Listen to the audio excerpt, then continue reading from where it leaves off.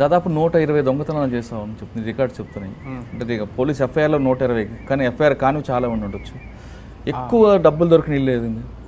ఒక కార్ఖానా, ఇక్కడ కార్ఖానా సికింద్రాబాద్ కార్ఖానా ఉన్న దగ్గర ఒకటే ఇంట్లో 120 తులాలు దొరికింది సార్. ఆర్మీ వాళ్ళ ఇంటి ఇల్లు. నేను ఒక్కనే చేసిన అఫెన్స్ అది. 5 మంది చేసినట్టుంది అఫెన్స్ అది. ఇలాగా నాతో 5 మంది వచ్చి చేస్తే ఎట్లుంటుందో అట్లా బీభత్సం చేసిన అది నేను. అది ఆర్మీ వాళ్ళ ఇల్లు. ఒక 4 కుక్కలు ఇంటికి ఉన్నాయి. అవి డేంజర్ కుక్కలు అట, నాకు తెలియదు కదా. అవి డేంజర్ కుక్కలు అట, ఇచ్చిపెడితే పట్టుకొని చంపేస్తే అంట. నాకు తెలియదు. నేను బయట వెనుక డోర్ తెరవకుండా నేను నా పని నేను చేసుకొని మళ్ళీ ముంగ డోర్కి వెళ్ళి వచ్చేసిన. 120 తులాల బంగారం దొరికింది. అంతా అయిపోయింది. 120 ఎలా తెలిసింది నీకు? అన్ని బంగారం ఉన్నాయి సార్ మొత్తం. ఇది ఎంత అని చెప్పి నాకు తెలియదు. అప్పుడు నాకు రిసీవర్ ఉన్నాడు. ఒక గజ్వేల్ దగ్గర మార్వాడి షాప్ సార్ అతను సంజు. ఆ ఇంట్లో నుంచి వస్తున్నప్పుడు ఏం జరిగింది? నా నేను కాలుతో డోర్ దన్నింది, ఫింగర్ ప్రింట్ పడ్డది దానికి. అది ఒక్కటే క్లూ ఉంది వాళ్ళకి. ఎవరు అని చెప్పి వాళ్ళు తిరుగుతారు, నేనే అని చెప్పి ఎవరు తెలియదు. నేను అదంతా బంగారం అంతా సేల్ చేసిన.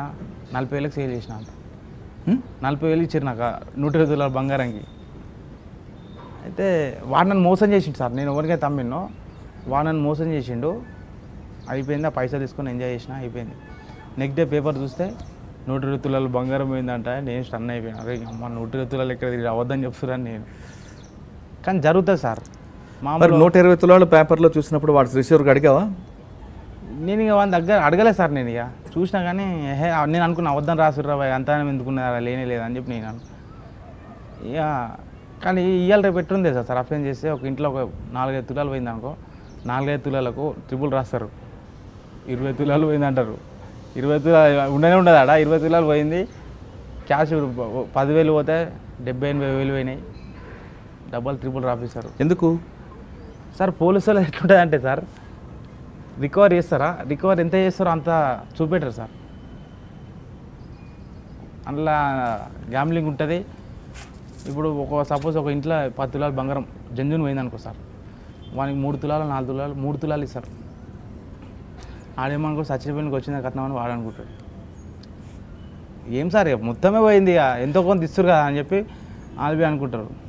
దొంగ కేసులు ఉన్నాయి మళ్ళీ. ఇప్పుడు 454, 38 కేసు ఉన్నాయి సార్. ఆ కేసు మామూలుగా దాని పవర్ ఎంత సార్? శిక్ష ప్రూఫ్ అయిందనుకో 3 సంవత్సరాలు ఫుల్ పవర్ ఉన్నది. కానీ ఇక్కడ మన హైదరాబాద్లో 3 సంవత్సరాలు వేయరు. లోకల్ వస్తే 3 నెలలు కొట్టేస్తారు. కేసు నచ్చింది అనుకో 6-7 నెలలు అయిపోతుంది. ఇంకేమున్నాయి సార్?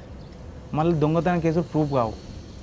నా అంతలు నేను చేసిన లోకల్ ఒప్పుకుంటేనే 3 నెలలు వేస్తారు.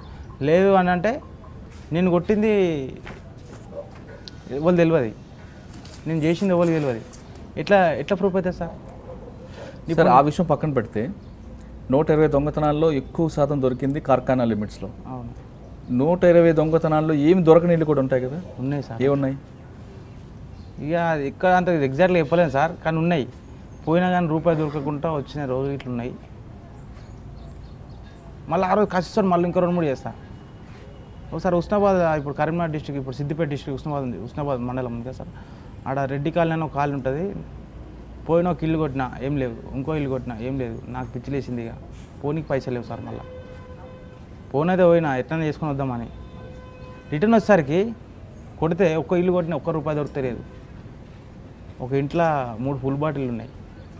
ఒకటి జానీ వాకర్ అంట, ఒకటి బ్లాక్ లేబుల్, ఒకటి సిగ్నేచర్. 3 బాటిల్ డిస్ప్లే పెట్టుకుండు. నాకు పిచ్చిలే చేంజ్ చేయాలి అర్థం కాక అదోపేకి కోసుకొని తాగిన. ఇంట్లోనే ఆమ్లెట్ వేసుకున్నా, తిన్నా, తాగినా. నెక్స్ట్ ఇల్లు దొరికితే అందులో దొరికింది ఒక 10,000 క్యాష్ దొరికింది, 6-7 తులాల బంగారం దొరికింది.